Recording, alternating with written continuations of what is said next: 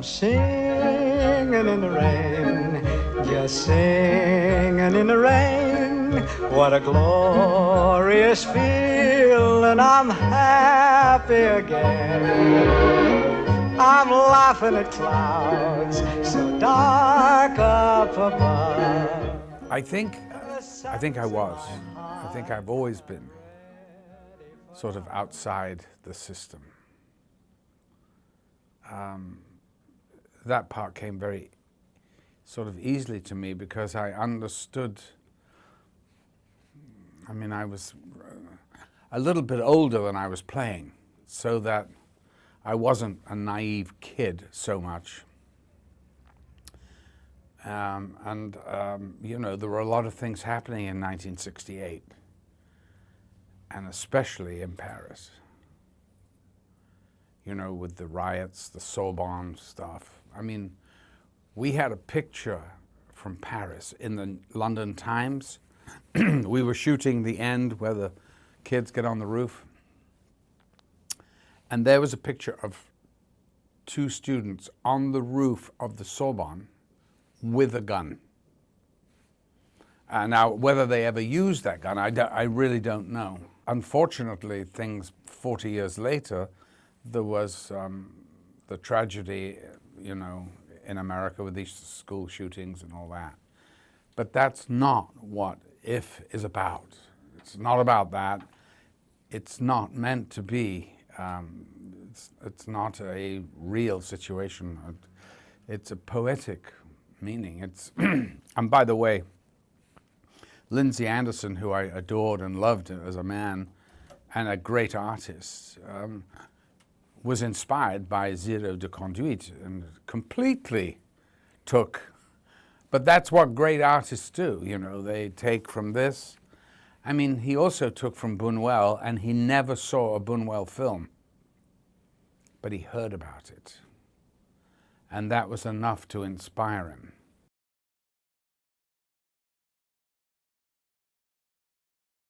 He decided to take a chance on me. I don't know why. I think because I argued with him in a fun way, but you know, listen, I didn't even know who he was. Of course, I was trying to get the part, but I read a scene for him rather badly. I thought it went badly. And he said, no, it's okay. I don't take too much notice of that. He really wanted to find out more about me, who I was, and whether he could use that in the film. You know, in film, it's so crucial, casting. I'd been so close to being chosen before. It was always, I'd always lost out to the other guy, you know, and so I guess I was being saved for a really great movie, because I haven't seen IF for 45 or 6 years or something, and I watched it a month ago with some friends of one of my sons, and it's as vibrant today as it was when it came out. It is truly the best film I've made. And that's shocking, because it was the first.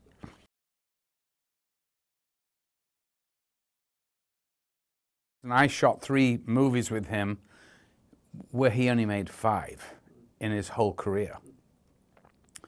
So a movie for Lindsay was like a sort of big deal. You know, it wasn't, oh, we're making a movie this year.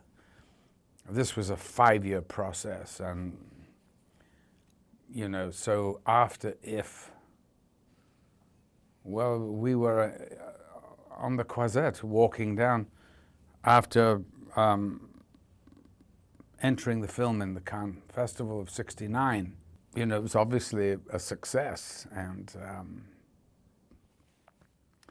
I suggested to him that maybe we're a good team. He looked at me like I'd come out from a rock. He went, and where do you think we're going to make another film? Where do you think the script is going to fall from the trees? He goes, if you want to work with me, I suggest you write a script. And he just walked off.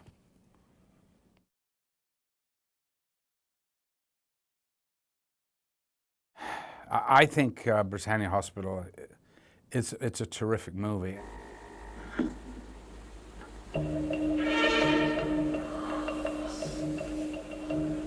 Vous êtes au monde. Bienvenue en ce monde.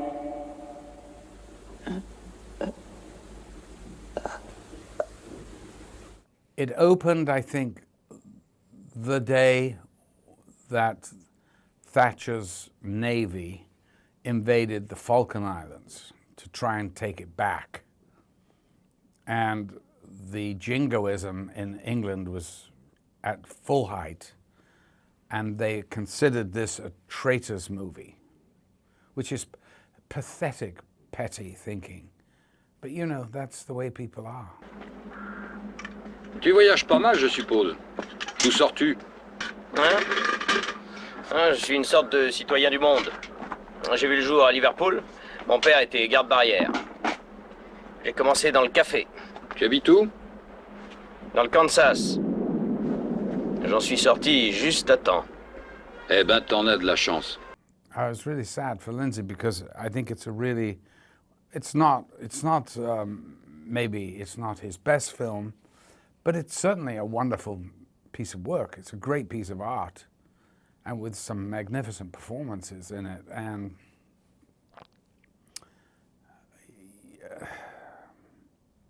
I don't know, it's the least talked about, the least successful of the three.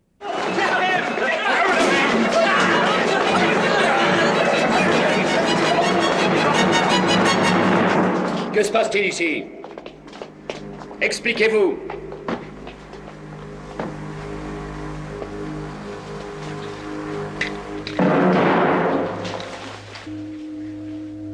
Débarrassez-moi de cet individu.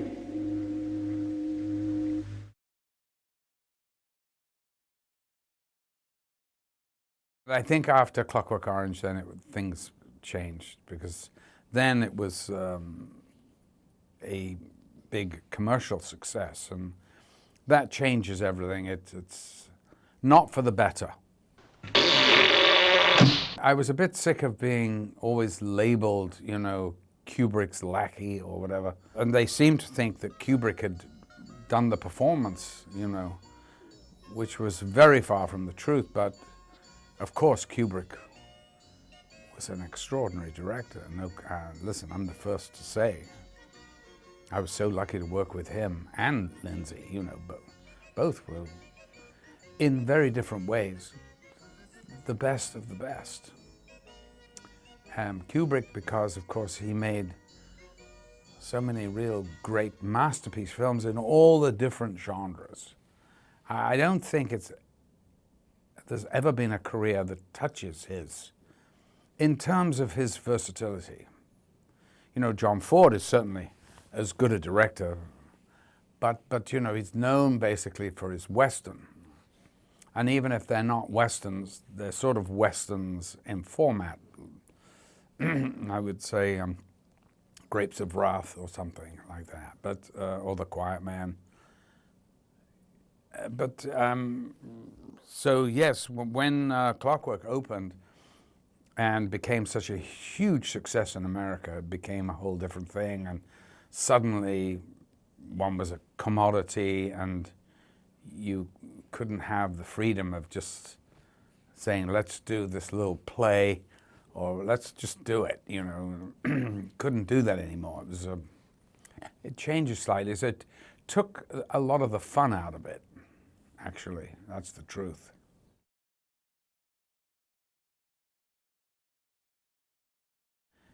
It was such a social phenomena, that film. It changed music. I mean, look, even today, the groups, they dress up like Alex and the Droogs, and, you know, Madonna took it, David Bowie certainly, but all these really influential music, pop icons took what Kubrick had given them, and the joke is that the look of this character was basically because I was in Stanley's yard, and we were talking, and I said, "What am I going to wear?" And he goes, "I don't know. What do you got?" Saying to me, "What have you got?" And I went, "Not much. Well, I've got my cricket gear in the car." He goes, "Let me see it." And that's where all the white comes from, is because I just happened to have my cricket bag in my car, and I love playing cricket. And he goes, "What's this?" And I said, "Oh, that's a protector." He said, "Oh, wear it on the outside."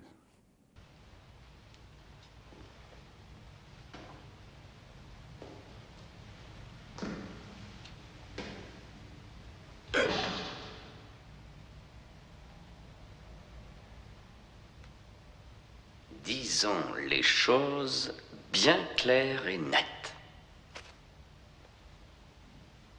Ces sarcasmes, si j'ose parler ainsi, vous vont plutôt mal, mes petits frères. And the eyelash is because I was standing in line at Biba, a store that was a sort of 60s hip store, you know.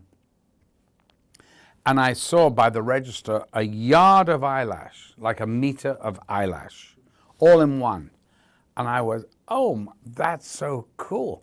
And I got it as a present for Stanley, and he goes, "What is that?" And I went, "It's a yard of eyelash." He goes, Oh, really?" He goes, "Well, put it on." I went, "What do you mean, put it on?" He went, "Put it on." I went, "Okay." I was trying to, you cut this thing and put it on. And he photographed it, and then he called me the next day, and he said, "I'm looking at these photographs, these stills from the eyelash deal." He goes, "It's amazing because just the one eyelash, you look at your face and you go, there's something wrong, and you can't quite see it until you see it."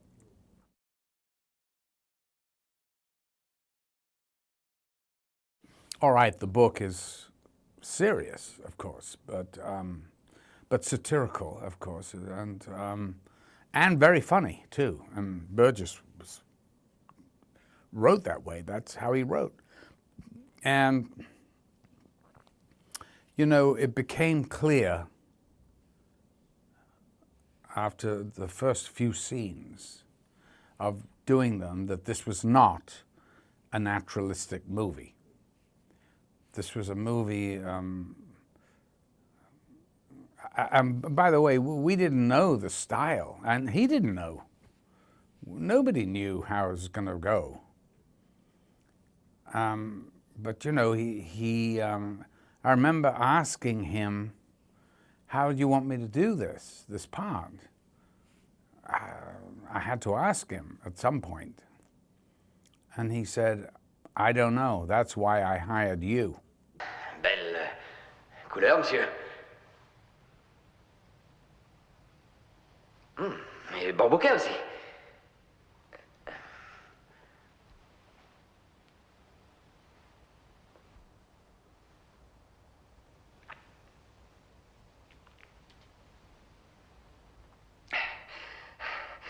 Joli petit Bordeaux, monsieur. Eh bien, à la vôtre.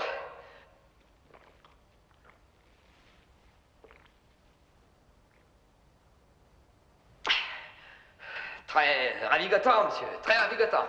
I was used to working with directors like Lindsay, who'd say, and he would talk for the next 2 hours about the psychological whatever of the character. But Stanley wasn't interested in that, which was a great gift to me because it meant you show me. So everything became very heightened, and he kept asking me to do more, and I had to say no. If I do more, it's going to be ridiculous and it's not going to be believable. You have to believe it first. But there are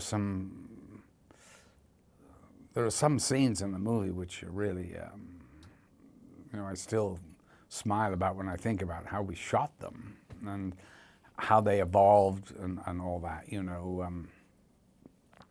especially rape of the writer's wife and beating him up and coming up with Singing in the Rain. Pete, vérifie s'il y a personne. Dim.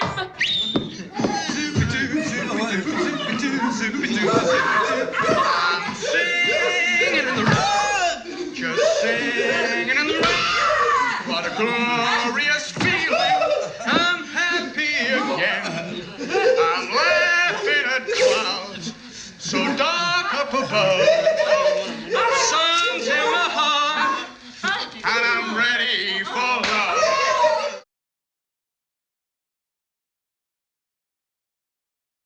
I was so thrilled to be offered it because I was finishing up Caligula, and I was so I was completely numbed. My senses were numbed, and I didn't want to do any more heavies anymore. And the script arrived, and I thought, I don't really want to play Jack the Ripper. They went, no, they don't want you for Jack the Ripper. They want you to play Wells. And I went, I'll do it. Mes chers amis, j'ai tenu à vous réunir tous ici ce soir pour vous faire mes adieux. Non, vous plaisantez. Vous allez nous quitter. Où allez-vous? Encore des vacances en Écosse? Non. Non, j'ai en effet l'intention de voyager, mais je resterai à Londres. Et en fait, je crois que je n'aurai pas besoin de quitter mon laboratoire. Encore des énigmes. Chers amis, il s'agit d'un voyage d'exploration à travers le temps, dans une machine construite spécialement dans ce but. You know, I thought, well, H.G. Wells is such an extraordinary character. I'm going to call. I had a friend who worked at the BBC. I called him up and said, do you have any archival footage on H.G. Wells? He said, let me find out. And he sent me over a recording of H.G. Wells. And it's the first time I've thought, I'll do the Hollywood thing. I'll really do some preparation on this character. And of course, I played the record of H.G. Wells doing an interview for the BBC in 1928. His voice was like that, real high in a Southeast London accent. And I thought, I don't think so. I don't think Hollywood's ready for that. So forget about that.